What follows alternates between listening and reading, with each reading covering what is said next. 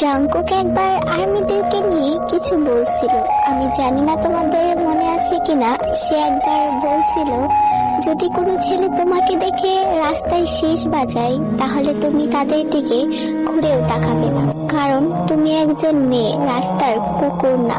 সে একদিন এটাও বলেছিল, আমাকে একজন আইডল হিসাবে ভালোবাসো, নাকি তোমার হাজবেন্ড হিসেবে, কারণ আমি জানি তোমার জীবনে এমন একজন আসবে যে তোমাকে অনেক বেশি ভালোবাসবে।